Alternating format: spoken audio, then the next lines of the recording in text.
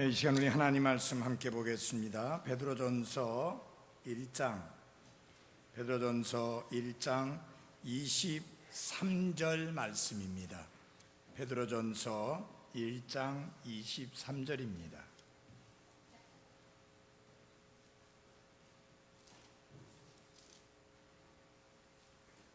베드로전서 1장 23절 말씀입니다.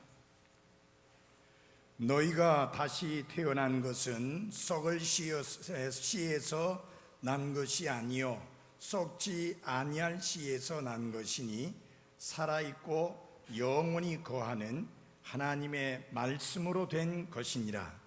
모든 육체는 풀과 같고 사람의 모든 영광은 풀의 꽃과 같으니라. 풀은 마르고 그것의 꽃은 떨어지되 25절 다 같이 함께 읽겠습니다. 시작. 오직 주의 말씀은 영원토록 지속되나니 복음으로 너희에게 선포된 말씀이 이 말씀이니라. 아멘. 기도하시겠습니다. 하나님 아버지, 불법들과 죄들로 죽었던 우리를 그리스도 예수님 안에서 살려주시고 하늘의 소망을 가진 자로서 복되고 아름다운 삶을 살 수 있도록 우리를 다시 태어나게 해주신 하나님의 은혜에 감사와 찬양을 드립니다. 이제 우리가 그리스도 예수 안에서 새로운 창조물이 되었고 다시 태어난 거듭난 사람이 되었사오니 하나님의 뜻에 합당하게 살며 하나님이 기뻐 받으실 만한 삶을 살며 하나님이 원하고 기대하시는 삶으로 살아가기에 부족함이 없는 사람으로 세워주셨사오니 우리가 이제 실제적인 삶의 모습에서 거듭난 자로서 다시 태어난 자로서의 삶을 신실하게 살아갈 수 있게 도와주옵소서.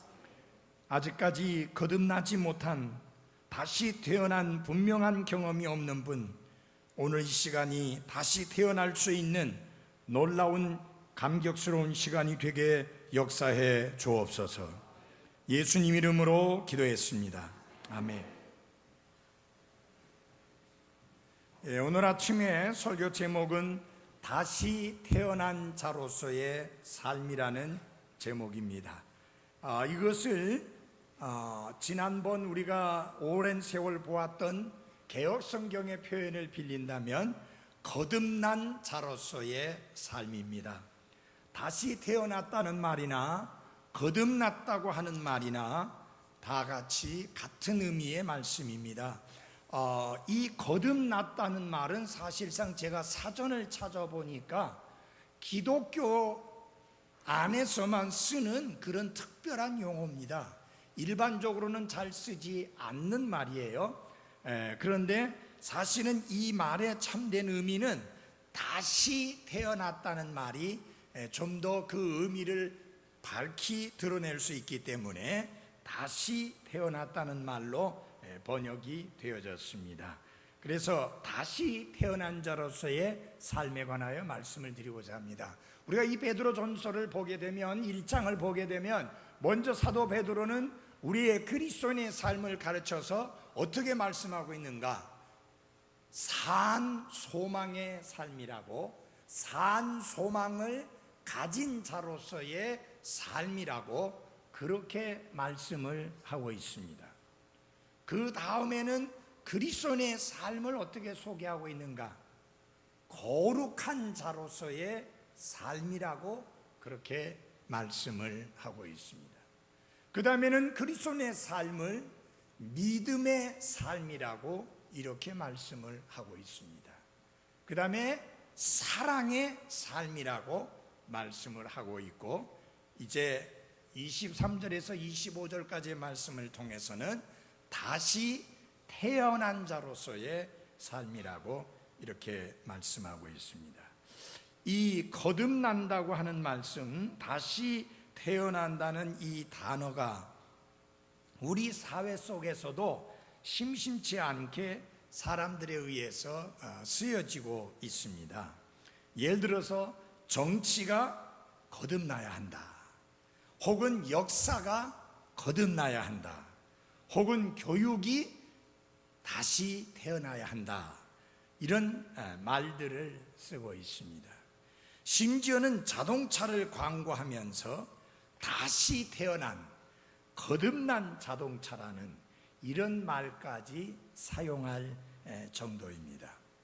근데 이 거듭난다는 단어를, 다시 태어난다는 이 말을 하도 엉뚱하게 쓰다 보니까 진짜 본래의 의미를 그만 잃어버리고 만 이런 상황이 되어버리고 말았습니다. 자, 성경에서 다시 태어난다는 단어를, 거듭난다는 이 말씀을 처음 썼을 때 그것을 어떤 의미로서 썼는지 우리가 그 말씀을 주의 깊게 살펴볼 필요가 있습니다. 그래서 이 다시 태어난다는 말씀과 관련해서 성경이 무엇이라고 말씀하는지를 보기 위해서는 요한복음 3장을 우리가 함께 살펴봐야 합니다. 다 같이 요한복음 3장을 열어주시기 바랍니다. 요한복음 3장입니다. 요한복음 3장을 열어서 설교에 귀를 기울여 주시기 바랍니다. 이 요한복음 3장의 중심 주제가 뭐냐면은 다시 태어남, 곧 거듭남이 중심 주제입니다. 그 예수님께서 니고데모라는 사람과 더불어 대화를 나누게 될 때에 그 대화의 주제가 뭐냐? 거듭남, 다시 태어남, born again, 이 다시 태어남에 관한 말씀을 주제로 니고데모라는 사람과 대화를 나눴습니다. 물론 3장 1절에서 16절까지의 내용이 그 중심입니다마는 이 말씀을 주님이 나누시면서 주님이 나누실 때의 그 대화의 주제가 무엇이었느냐, 어떻게 하면 건강하게 사느냐, 어떻게 하면은 우리가 행복하게 살 수 있느냐, 그런 것이 주제가 아니고 다시 태어남, 거듭남, 이것이 그 대화의 주제였습니다. 그래서 요한복음 3장 말씀만큼 신구약 성경 전체를 통해서 다시 태어남, 거듭남에 대하여서 집중적으로 말씀하고 있는 그런 성경 구절들이 없다고 말씀드릴 수 있을 만큼 이 요한복음 3장의 중심 주제가 다시 태어남, 즉 거듭남입니다. 자, 여러분, 그리스도인은 어떤 사람입니까? 그리스도인은 단순히 좋은 종류의 사람이 아닙니다.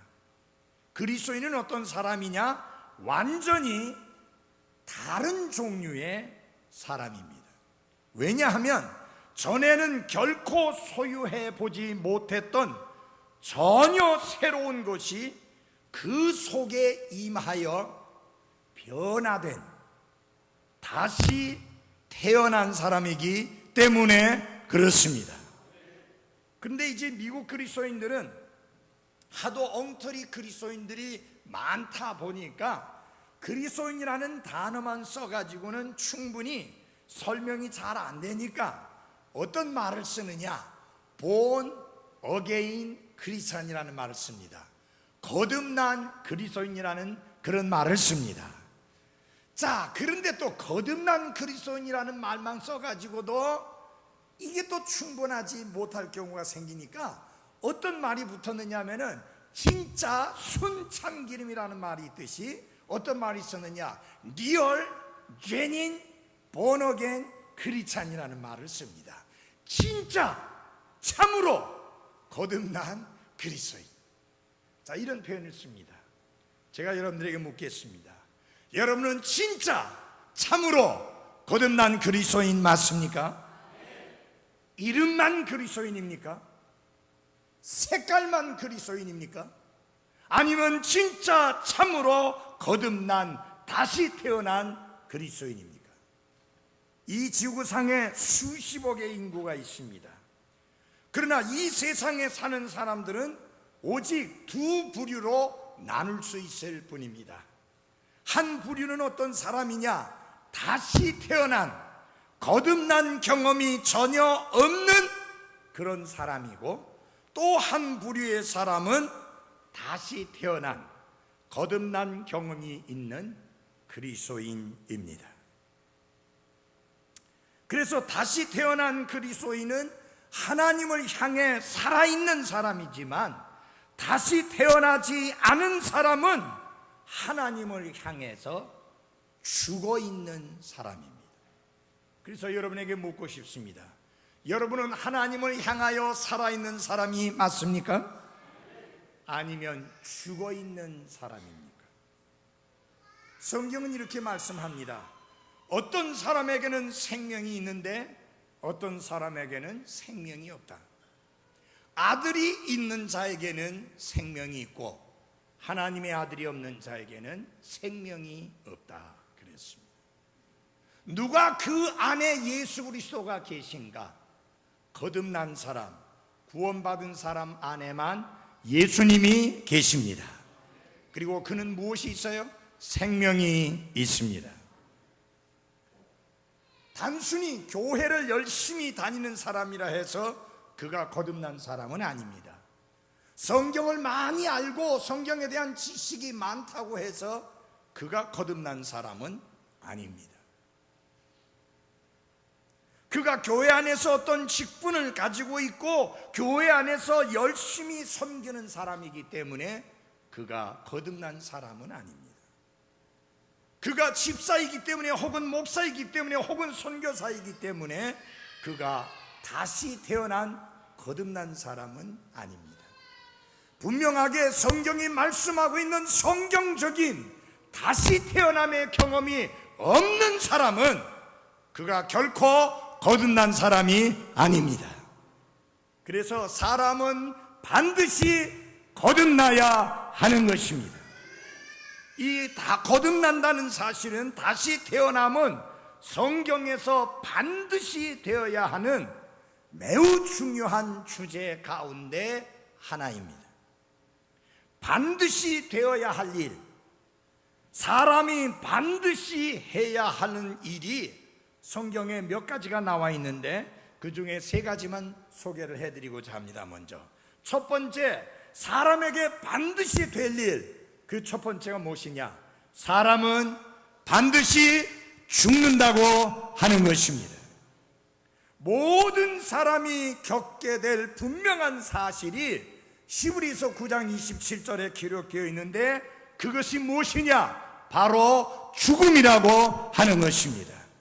그가 건강한 사람이냐 약한 사람이냐 상관이 없습니다. 그가 부자냐 가난한 사람이냐 상관이 없습니다. 그가 배운 자냐 못 배운 사람이냐 상관이 없습니다. 그가 남자냐 여자냐 나이가 많으냐 젊느냐 상관없습니다. 남녀노소 빈부귀천을 막론하고 모든 사람이 반드시 겪게 될 사실이 있는데 그것이 무엇이냐면 죽음인 것입니다.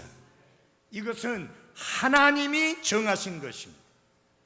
아무도 어느 누구도 피할 수 없는 것입니다. 그래서 히브리서 9장 27절에는 이렇게 엄중하게 경고하고 있습니다. 한 번 죽는 것은 사람들에게 정해진 것이요. 여러분 사람 맞습니까? 그렇다면 여러분에게도 저에게도 죽음은 정해진 것이며 그 누구도 피할 수 없다는 것입니다. 그래서 반드시 될 일 중에 하나가 무엇이냐? 사람은 반드시 죽는다고 하는 것입니다. 그래서 모든 사람이 공통적으로 고백하는 것이 사무엘하 14장 14절에 기록되어 있는데 뭐라고 말씀했는가? 우리는 반드시 죽으며, 이렇게 말씀했습니다. 베드로전서 1장 24절에 조금 전에 읽은 말씀에도 보면은 인간이 마치 무엇과 같다고 했습니까? 풀의 꽃과 같다고 그렇게 말씀했습니다. 모든 육체는 풀과 같고 사람의 모든 생명은 풀의 꽃과 같으니라. 풀은 마르고 그것의 꽃은 떨어지되. 풀은 마르게 되어 있고 꽃은 아무리 아름다움을 뽐냈다 할지라도 떨어지게 되어 있습니다. 마찬가지로 많은 사람들이 젊음을 자랑합니다. 마치 천년만년 살 것처럼 큰 소리칩니다. 그러나 분명한 사실은 사람은 반드시 죽게 되어 있다는 사실이요, 모든 사람이 반드시 겪게 될 분명한 사실이 있는데, 그것은 바로 죽음이라고 하는 것입니다. 두 번째로 중요한 사실이 있습니다. 반드시 있게 될 일이 있습니다. 그것은 무엇이냐? 사람은 반드시 하나님을 만나야 합니다. 사람들이 영적인 것에 대하여 관심이 없습니다. 하나님에 대하여서 알려고도 하지 않습니다. 그리고 자기 멋대로 자기 마음대로 인생을 삽니다. 그러나 아까 말씀드린 대로 그는 반드시 죽습니다. 그러나 죽음으로 끝나는 것이 아니라 성경이 말씀한 대로 그 뒤에는 심판이 있으리라고 말씀했습니다. 결국은 성경은 이렇게 말씀합니다. 너는 하나님 만나기를 예비할지니라. 하나님의 존재를 부정하는 사람도 하나님을 만나야 합니다. 하나님이 없을 뿐만 아니라 하나님을 죽었다고 큰 소리 치던 사람도 반드시 하나님을 영혼 세계에서 만나야만 하는 것입니다. 모든 사람은 자기 자신에 관하여 하나님과 계산을 치러야 한다고 하는 사실입니다. 그래서 사람은 반드시 하나님과 만나게 되어 있다고 하는 사실입니다. 근데 성경은 하나님 만나기를 예비하라고 했으니까 하나님 만나기 전에 우리가 준비가 되어 있어야 합니다. 여러분은 하나님을 만날 준비가 되어 있습니까? 하나님 만날 준비를 하는 게 무엇입니까? 구원받는 것입니다. 하나님 만날 준비를 하는 것이 무엇입니까? 거듭나는 것입니다. 하나님 만날 준비를 하는 것이 무엇입니까? 죄들을 용서받는 것입니다. 세 번째로 반드시 되어져야 될 일이 있는데, 그것은 무엇이냐면은 하나님의 왕국을 보거나 들어가려면 반드시 다시 태어나야만 한다는 사실입니다. 그래서 우리 요한복음 3장을 찾아주시기 바랍니다. 요한복음 3장입니다. 요한복음 3장 3절 제가 읽어드리겠습니다. 예수님께서 그에게 응답하여 이르시되 진실로 진실로 내가 내게 이르노니 사람이 다시 태어나지 아니하면 하나님의 왕국을 볼 수 없느니라 하시니라. 그 다음에 3장 5절에 이렇게 말씀하셨습니다. 예수님께서 대답하시되 진실로 진실로 내가 내게 이르노니 사람이 물에서 나고 성령에게서 나지 아니하면 하나님의 왕국에 들어갈 수 없느니라.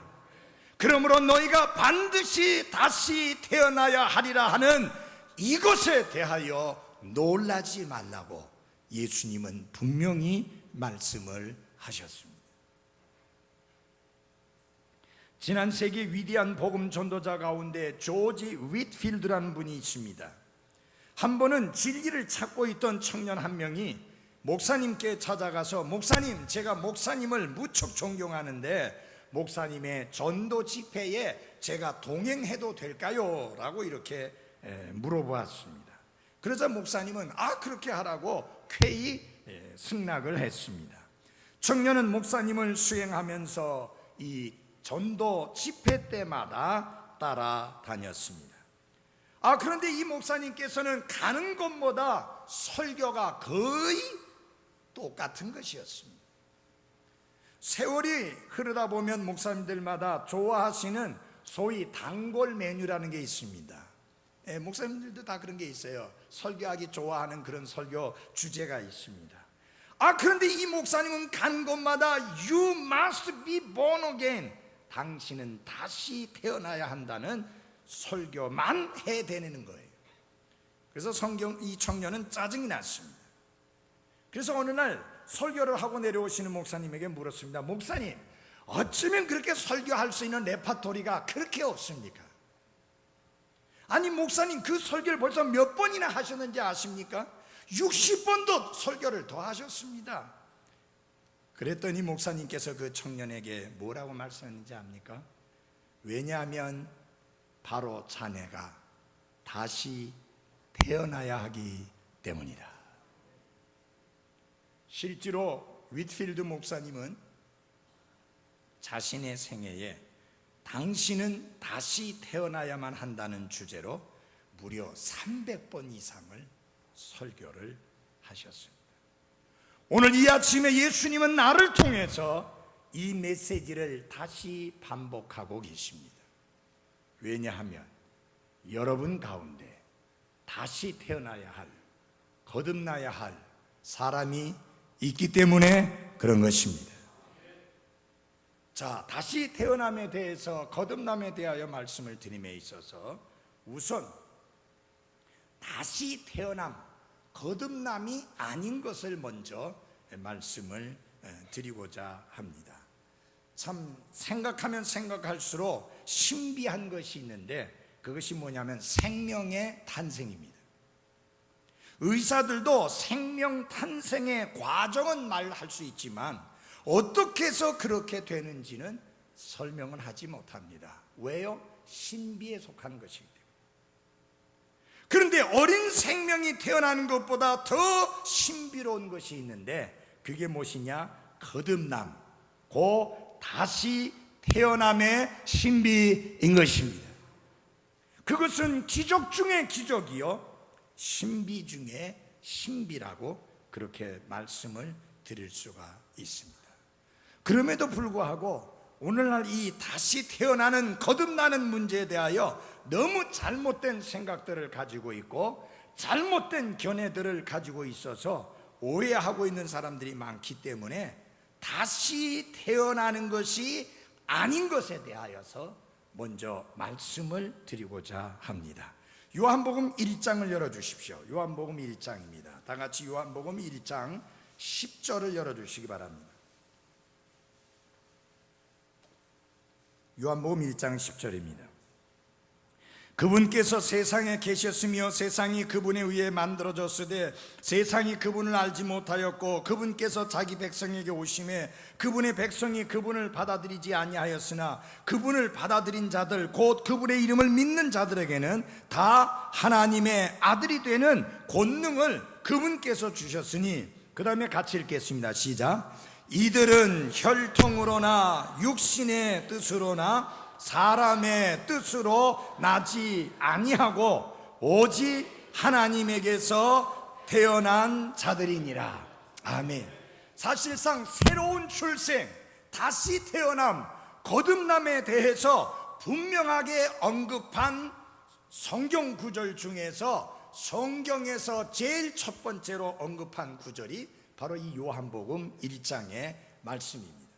이 말씀에 보면은 다시 태어남에 대하여, 거듭남에 대하여 잘못 알고 있는 사람들에 대하여 이런 것은 거듭남이 아니다 라고 하는 것을 성경이 잘라 말씀하시므로 헛된 소망 가운데 멸망당하는 사람들이 없도록 분명하게 밝혀놓은 것을 볼 수 있습니다. 사도 베드로도 말씀했습니다. 다시 태어난 것은 썩을 씨에서 난 것이 뭐예요? 아니요 라고 이렇게 말씀을 했습니다. 그래서 다시 태어남이 아닌 것에 대하여서 말씀을 하고 있는데, 우선 여기에 예수님이 말씀하신 것을 통해서 첫 번째, 혈통으로 나는 것은 거듭남이 아닙니다. 여기 보면 혈통으로 된 것이 아니요 그랬죠? 요한복음 1장 13절에 분명히 말씀했잖아요. 거기 한번 잘 보십시오. 요한복음 1장 13절에 이는 혈통으로나, 그렇게 말씀했지 않습니까? 이들은 혈통으로나 육신의 뜻으로나 사람의 뜻으로 나지 아니하고, 첫째 혈통으로 나지 아니했다 그랬습니다. 이게 무슨 말이냐? 다시 태어남은 인간의 혈통을 따라서 되어지는 것이 아니다. 쉽게 말하면 이렇게 말씀드릴 수 있습니다. 부모가 거듭난 그리스도인이기 때문에, 다시 태어난 그리스도인이기 때문에 그 부모에게서 태어난 자녀가 자동으로 거듭난 자가 되는 것이 뭐예요? 아니라는 이야기입니다. 왜냐하면 절대로 거듭나는 은혜를 부모가 자녀에게 물려줄 수 없습니다. 이것을 어떤 목사님은 재미있는 말로 표현했는데, 하나님께는 아들만 있을 뿐 손자가 없다. 무슨 말인지 아시겠습니까? 어느 누구도 하나님의 자녀를 낳을 수 없다는 것입니다. 하나님의 자녀로 거듭나기 위해서는 반드시 하나님께로서 태어나야만 하는 것입니다. 그래서 혈통으로 되어지는 것은 절대로 아닙니다. 물론 거듭난 그리스도인 가정에서 태어난다는 것은 큰 축복이요, 큰 특권이요, 큰 은혜인 것은 분명합니다. 하지만 거듭난 그리스도인 가정에서 태어났다고 해서 자동으로 그가 거듭난 그리스도인이 되는 것은 아니라고 하는 것입니다. 왜냐하면 거듭난 그리스도인이 되는 것은 하나님께로부터 태어난 것이지 육으로 되는 것은 아니기 때문에 그렇습니다.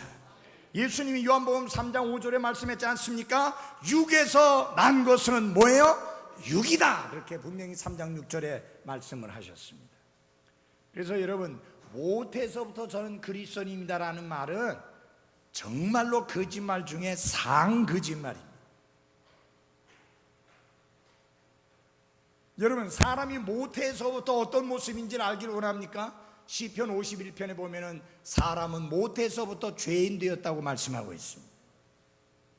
그래서 모태에서 그리스도인 된 사람은 없습니다. 모태에서부터 믿음 가진 사람 없습니다. 모태에서 거듭난 사람 없습니다. 거듭나기 위해서는 하나님께로부터 태어나야 되는데, 하나님께로부터 태어나기 위해서는 그가 구원의 복음을, 거듭남의 복음을 들어야만 하는 것입니다. 그리고 회개하고 예수 그리스도를 구원자와 주님으로 받아들여야 하는 것입니다. 그런데 어머니 뱃속에 있는 태아가 그런 인격적인 결정을 전혀 할 길이 없는 것입니다. 그래서 여러분 잘 들으십시오. 혈통으로 되는 거 아닙니다. 제 세 자녀가 목사의 가정에서 태어났습니다. 거듭난 목사의 가정에서 거듭난 목사와 거듭난 목사의 아내에게서 태어났지만 이 세 아이들은 따로따로 거듭나서 자기들이 거듭난 날들을 가지고 있습니다. 혈통으로 되는 것 아닙니다. 두 번째로 예수님이 뭐라고 그랬습니까? 육신의 뜻으로 되는 것이 아니다, 그렇게 했습니다. 이것은 뭐냐면 자신의 노력이나 스스로의 결심으로 되는 것이 아니라고 하는 뜻입니다. 아무리 강한 의지력을 갖고 아무리 굳게 결심한다고 해도 자기 스스로는 이러한 다시 태어남, 거듭남을 만들어낼 수가 없습니다. 여러분에게 묻겠습니다. 여러분이 이 땅에 태어나실 때 여러분이 의지적인 노력을 해가지고 태어나셨습니까? 여러분의 노력이 들어가서 태어나셨어요? 아닙니다. 어느 누구도 자신의 육체적인 출생을 만들어낼 수가 없습니다. 아무리 노력해도 그건 될 수 없는 겁니다. 할 수도 없거니와. 마찬가지로 하나님의 자녀로 다시 태어나는 것은 하나님만 하실 수 있는 것이지 우리의 노력이나 우리의 수고로서는 절대로 되어지는 것이 아닙니다. 그래서 하나님은 영적 출생이라는 방법을 통해서 하나님의 자녀로 태어나게 하시며 그들에게 영적인 본성을 허락해 주시는 것입니다. 그래서 자신의 뜻으로 되어지는 것이 아니다. 제가 거듭남이라는 내용에 관해서 인터넷에 어떤 글이 있는가라는 것을 보았습니다. 거듭나는 것이 무엇이냐라고 누가 질문을 했어요. 답변을 한 사람이 뭐라고 말하느냐? 성령 세례 곧 방언을 하는 것이 거듭나는 것입니다. 그렇게 답변을 해놨어요. 여러분, 그런 답변을 안 쓴 게 훨씬 나을 뻔했잖아요. 속지 마십시오. 방언하고 거듭남하고는 아무 상관없습니다. 우리의 노력과 우리의 수고로 나는 것이 아니라고 분명히 말했습니다. 마치 여러분이 이 땅에 태어날 때 여러분의 수고와 노력이 하나도 들어가지 아니하고 부모를 통해서 태어나는 것처럼 하나님의 성령과 말씀의 역사를 통해서 죄인은 하나님의 자녀로 거듭나게 되는 것입니다. 우리 최한나 자매님이 9월 달에 이제 출산을 하게 돼 있는데 뱃속에 있는 애가 뭐 좀 도와줘요? 뭐 어떻게 노력하고 있어요? 지가 태어나기 위해서 부단히 애를 쓰고 있어요? 아니잖아요. 여러분이 이 땅에 태어날 때 아무런 여러분의 노력이나 수고가 들어가지 않았습니다. 마찬가지로 하나님의 자녀로 다시 태어나는 것도 우리의 노력과 우리의 수고로 되어지는 게 아니다. 육신의 뜻으로 되는 게 아니다. 분명히 말씀했습니다. 그 다음에 세 번째로 사람의 뜻으로 나는 것이 아니다 이렇게 했는데, 이것은 인간의 개입으로 되는 일이 아니라는 사실입니다. 무슨 말이냐면 다른 사람의 행동이나 다른 사람의 행위로 말미암아 내가 다시 태어날 수 있는 게 아니라는 사실입니다. 여기 있는 사람들 중에 어느 누구도 다른 사람이 다시 태어날 수 있도록 어떤 행위를 하거나 어떤 행동을 할 수 있는 사람이 아무도 없습니다. 왜냐하면 우리는 다른 사람을 태어나게 할 수 있는 능력도 없고 그에게 새로운 생명을 줄 수 있는 능력도 없기 때문입니다. 그런 능력이 있는 분은 오직 한 분뿐이니 하나님 한 분뿐입니다. 그래서 그것을 성경에서는요, 여기 거듭난다는 말이 다른 똑같은 단어가 어떤 말로 썼느냐, 위에서 난다라고 했어요. 위에서. 잘 보십시오. 우리는 처음에 어디서 났어요? 크게 이야기해요. 우린 처음에 어디서 났어요? 땅에서 났습니다. 땅에서 났기 때문에 어디에 속한 자가 됐어요?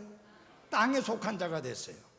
그러니까 우리는 땅에 속한 자에, 땅에서 났고 땅에 속한 자이니까 결국은 땅으로 어떻게 해야 돼요? 돌아가야 돼요. 그러니까 땅에서 난 것 가지고는 하늘나라에 들어갈 방법이 없어요. 그래서는 안 돼요. 그러면 여러분, 위에 속한 자가 되려면 위에서 나야 됩니다. 위로부터 나야 합니다. 그것을 거듭난다고 하는 것입니다. 근데 위로부터 나는 것은 하나님께로부터 나는 것을 의미하는데, 그 말은 무슨 말이냐? 하나님만이 우리를 거듭나게 하실 수 있는 것입니다. 어떤 분들이 간증을 하면서 저는 아무개 목사님을 통해서 구원받았습니다 하는데, 그렇게 대단한 목사님이 있는 줄 전 몰랐어요. 아니, 사람을 구원할 수 있는 목사님이 있어요?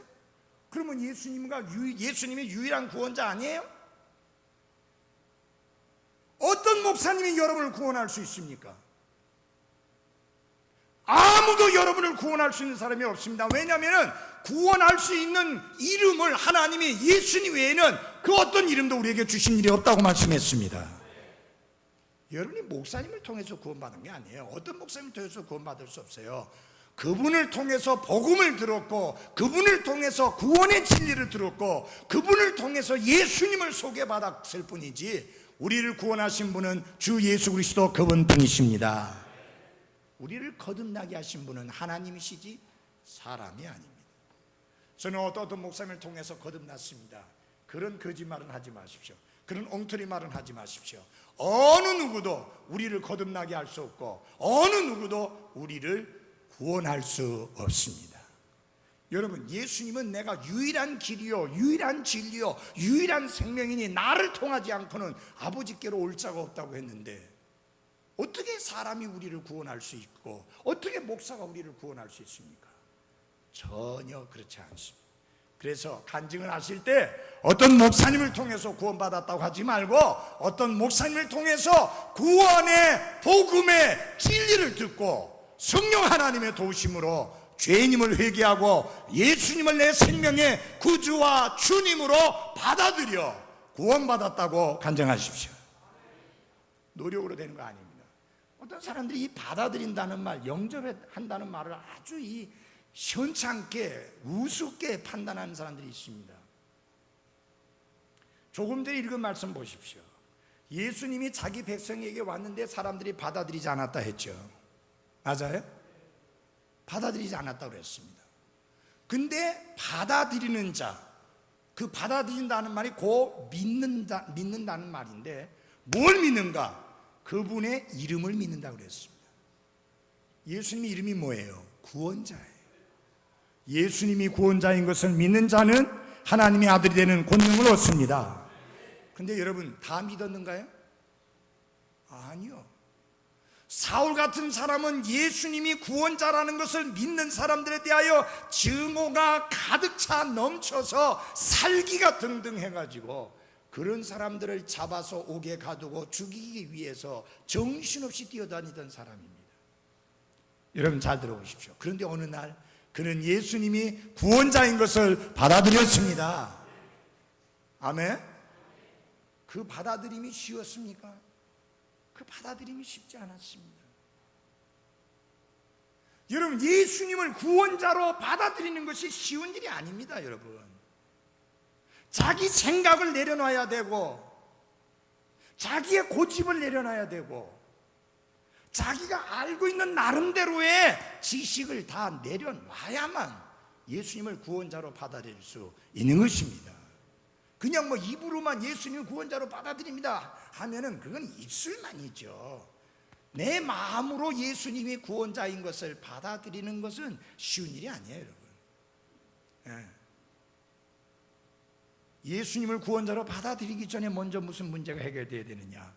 내 죄들에 대한 문제를 직면해야 하는 것입니다. 그러면서 여러분 주의 깊게 잘 들으십시오. 여러분이 다시 태어난다는 사실에 대하여 너무나 잘 알고 너무나 잘 이해하고 있다고 해서 그게 거듭난 것은 아닙니다. 스코틀랜드의 뛰어난 설교자 중에 한 사람이었던 토마스 찰머라고 하는 사람은요, 이렇게 고백했습니다. 내가 거듭나기 전에 수년 동안 목회자로 사역했었다. 그 사람이 거듭남에 대해서 몰랐습니까? 거듭남에 대해서 너무나 잘 알았지만 자기 자신에게는 거듭남의 경험이 이루어지지 않았습니다. 그래서 이런 말이 있습니다. 영적으로 죽은 설교자가 죽은 총종들에게 살아있는 하나님의 말씀을 선포하는 것처럼 비참한 것은 없다. 그게 가장 슬픈 광경이라고 그랬습니다. 여러분에게 말씀드립니다. 정말 여러분은 하나님 앞에 죄인임을 회개하고 예수님을 구원자와 주님으로 받아들이셨습니까? 여러분, 하나님 앞에 회개를 하려면 자신이 죄인인 것을 알아야 합니다. 죄들을 직면해야 됩니다. 지금 박옥수 목사가 죄사함 거듭남의 비결을 하는데 아주 성경적으로 틀려먹은 말입니다. 성경을 찾아 읽어보시기 바랍니다. 죄사함이라는 말이 없습니다. The forgiveness of sin이라는 말이 없습니다. 성경 어디를 봐도 그런 내용이 없습니다. 주의해서 잘 들으십시오. 우리가 용서받아야 되는 것은 죄가 아니라 죄들입니다. 죄는 근본적인 것을 말합니다. 여러분, 우리의 죄들은 예수님의 십자가의 보혈로 깨끗게 되었습니다. 죄를 해결하는 것은 십자가입니다. 보혈이 아니고 십자가입니다. 그래서 여러분이 성경을 읽어보시게 되면 로마서 1장에서 5장 11절까지는 우리가 범한 죄들에 대하여 말씀하고 있습니다. 그것을 위해서 예수님이 하신 일이 뭔가? 자기 자신을 희생 헌물로 드리신 겁니다. 피를 흘려서, 보배로운 피로 우리가 죄들을 깨끗이 눈과 같이 양털과 같이 시게 용서함을 받았습니다. 근데 우리 안에 있는 죄의 본성, 이 죄는 어떻게 해요? 이 죄를 짓게 만드는 이 죄의 본성은 어떻게 해결하느냐? 예수님이 십자가로 해결하신 거예요. 그래서 예수님이 십자가에 몇 번 죽으셨어요? 단번에 죽으셨습니다. 근데 성경에 보니까 우리도 예수님과 함께 죽었다고 하는 게 로마서 5장 12절부터 나오는 거예요. 거기서는 죄들을 말하는 게 아니라 죄를 말하고 있는 거예요. 그러면 죄가 어떻게 처리되었느냐? 십자가에서 처리되어졌다 그 말이에요. 근데 죄에서는 벗어나야 됩니다. 용서받는 게 아닙니다. 죄들은 용서받는 것인데 죄는 용서받는 게 아니라 벗어나야 됩니다. 해방돼야 됩니다. 어떻게 해방됩니까? 하나님께서 우리가 죄에서 해방되도록 하기 위해서 십자가를 허락하셨습니다. 여러분, 그럼 잘 보십시오. 해방되기 위해서는 어떻게 해요? 한 가지 방법밖에 없어요. 죽어야 돼. 죽은 자는 벗어나잖아요. 그래서 우리를 예수님과 함께 십자가에 못 박아 버렸습니다. 그분 안에서 그분에게 연합하여 우리는 예수님과 함께 죽었습니다. 그리고 그분과 함께 살아났어요.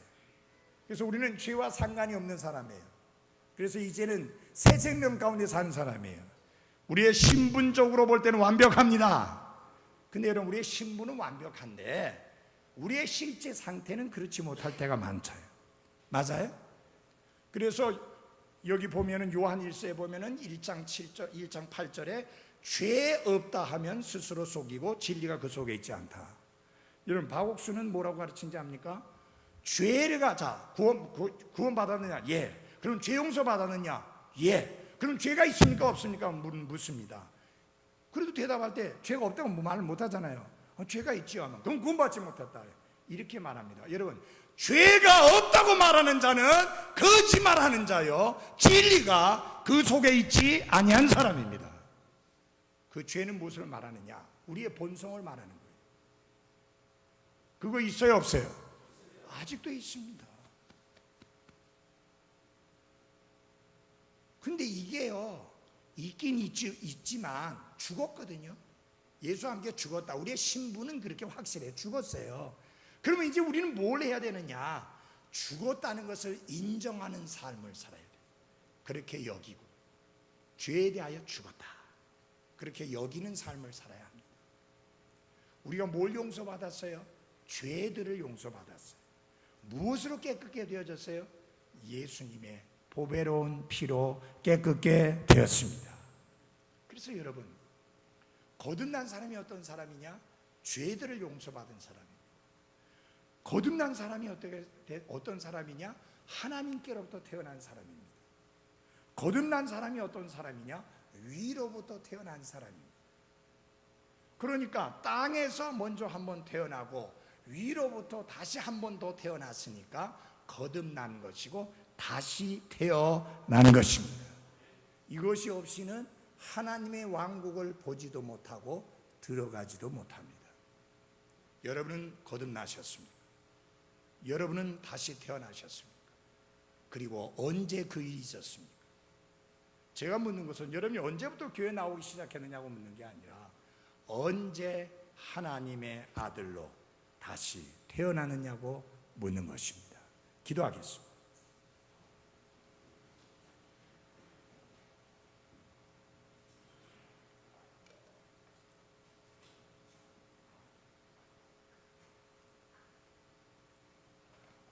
기도하기 전에 한 가지만 질문을 드리겠습니다.